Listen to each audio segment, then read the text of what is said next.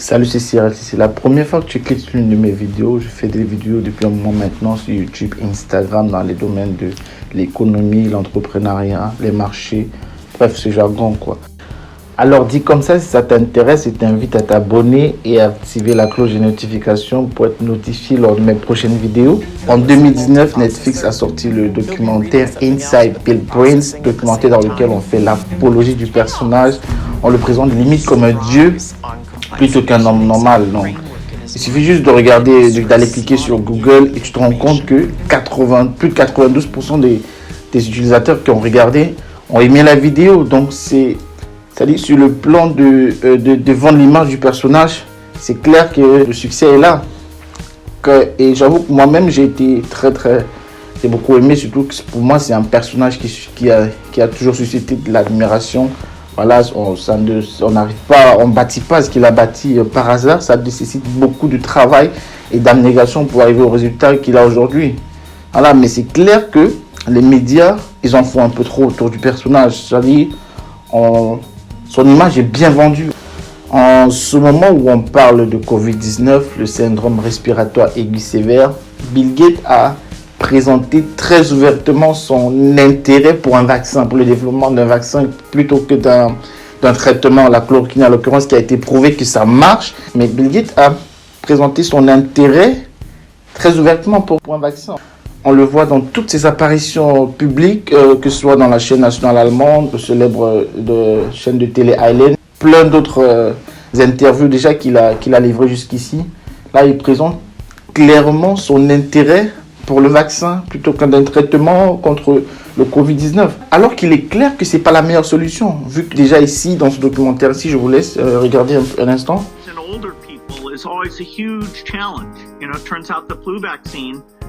Isn't that effective in elderly people. We clearly need a vaccine that works in the upper age range because they're most at risk of that. And doing that so that you amp it up so it works in older people and yet you don't have side effects. You know, if we have, 1 in 10,000 side effects, that's, way more, 700,000 people who will suffer from that. And that actual decision of, okay, let's go and give this vaccine to the entire world, governments will have to be involved because there will be some risk and indemnification needed. The efficacy of vaccines in older people is... Il explique dans ce documentaire que ce vaccin va tuer des gens. Et ce que vous devez savoir, c'est que Bill Gates, il est très en faveur, il partage l'argument sur lequel la planète elle est surpeuplée. It's not that daunting. That is, the population percentage-wise is growing slower today than in the past, and so it will actually peak out. The problem is that the population is growing the fastest where people are less able to deal with it. Quelque temps de ça, il a fait ce documentaire où il expliquait qu'en 2050, la population de l'Afrique sera associée, l'accroissement démographique en Afrique associé à l'extrême pauvreté est très compromettant contre le monde. Mais c'est très questionnant, d'autant plus que quelqu'un qui s'est présenté en faveur, ou qui se présente publiquement en faveur de l'Afrique. Mais il est clair ici que Bill Gates, à travers ce vaccin, il vise une dépopulation de la planète. Et les Africains sont, je dirais comme ça, sa cible. Et Bill Gates a donc décidé, je dirais comme ça, de sacrifier les Africains, les pays pauvres, pour, entre guillemets, sauver la planète. Comment cela est-il possible, vu que c'est quelqu'un qui s'est toujours présenté comme étant très proche des Africains? On le voit dans ses nombreuses apparitions ici, là où il se filme avec, lui et son épouse se filment avec des Africains, voilà, en Afrique et tout. Ce qu'il faut savoir, c'est que Bill Gates arrive en Afrique avec cette image d'homme très riche. Déjà, il est plus riche que 45 des 48 pays que compte l'Afrique subsaharienne. Et si on doit associer à cela des amis comme Warren Buffett, ici sur cette photo, vous comprenez que ne fait pas le poids. Mais j'aimerais vous faire comprendre cela de plus près. Ce qu'il faut savoir, c'est qu'en 2000, Bill Gates lance son association Bill et Melinda Gates qui vise à réduire, améliorer les soins de santé dans le monde et à réduire la pauvreté également.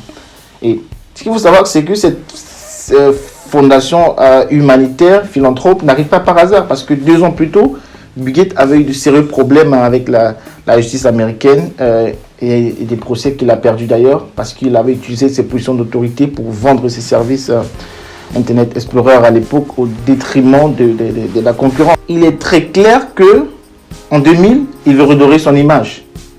Il veut revendre son image. Il lance son association humanitaire. Mais c'est très intéressant de remarquer qu'entre 2011 et 2019, la fortune de Bill Gates est passée de 56 à 96 milliards de dollars. Ce qui fait une augmentation de plus de 71%. Je ne sais pas si c'est l'euro, si c'est le dollar, mais dans tous les cas, une augmentation de plus de 71%. Mais comment quelqu'un qui se présente comme l'homme le plus généreux dans le monde, qui donne des milliards, ça ne pouvait pas, mais s'enrichit, je dirais même s'enrichit exponentiellement, si je me permets l'expression. C'est que plusieurs d'ailleurs revues scientifiques et journalistes ont qualifié de philanthro-capitalisme, et à juste titre d'ailleurs, parce qu'il est clair que l'association de Bill Gates, qui fonctionne grâce à des fonds d'investissement, n'utilise que au final les dividendes de ces entreprises-là. Elle suscite plus l'émergence des grandes entreprises que de réellement aider les populations sur place. Et à côté de cela, j'ai découvert que Bill Gates n'aide pas les ONG dont le siège se trouve en Afrique. C'est-à-dire, les dons vont se faire au niveau des ONG dont le siège se situe dans les pays émergents, les États-Unis en l'occurrence. Et les pays en Afrique vont recevoir au final moins de 5% de l'aide de départ. Voilà, on va dire que c'est peut-être à cause de l'extrême corruption qu'il y a en Afrique. Ça, c'est encore un sujet à débat. Mais est-ce qu'on va réellement s'en sortir avec 5%? Là, ce n'est qu'un argument comme ça que je donne comme ça sur le coup. Et à côté de cela, Bill Gates, lorsqu'il est en Afrique, ne va pas aider les populations à être autonomes. Il ne va pas aider les populations à être autonomes, il va aider les programmes qui suscitent la création des marchés. Il y a un exemple qui est très souvent revenu dans plusieurs journalistes en ont parlé et que j'ai découvert d'ailleurs, c'est que dans le cas du paludisme, il faudra savoir que l'Afrique, c'est un continent qui fait jusqu'à présent face à la maladie du paludisme qui tue des milliers d'Africains chaque année d'ailleurs. Et les Africains ont découvert une plante tisanale, une plante, l'artémisia, qui est prise sous forme de tisane. Et il a été prouvé scientifiquement que lorsqu'on le prend bien, ça marche, ça guérit le malade. Mais Bill Gates a utilisé son influence auprès de l'Organisation mondiale de la santé pour dissuader, voire interdire l'utilisation de cette plante-là qui va aider à guérir les Africains. À côté de ça, Bill Gates a favorisé le développement d'un vaccin par GSK, le Mosquirix. Et cela est comme imposé aux Africains, malgré eux. Et vous savez, quand on n'a pas d'argent, on est contraint à accepter ce genre de choses. Et cela nous prouve très concrètement, très clairement que Bill Gates, il n'est pas pour les Africains, il n'est pas en faveur, d'une certaine émergence, d'une certaine réduction de la pauvreté. Il n'y a pas une réelle philanthropie dans ses actes envers l'Afrique. Et c'est donc à juste titre que moi je peux comprendre qu'il veut réduire la population dans le monde et il a ciblé l'Afrique comme ça. Pour cela, est-ce qu'on peut l'arrêter? Ça, c'est une bonne question. Je répondrai de cela d'ailleurs dans cette série de vidéos que je vous propose maintenant. Merci d'avoir regardé. Je t'invite à nouveau à t'abonner et à activer la cloche de notification pour suivre avec moi cette série de vidéos que je te propose maintenant. Parce que là, ce n'était que l'introduction à ce que je te proposerai dans cette série de vidéos. Alors, je t'invite vivement à t'abonner, surtout à liker et à partager avec tes amis et tes connaissances afin de m'accorder comme ça aussi une plus grande visibilité sur les réseaux. Merci beaucoup d'avoir regardé. À la prochaine.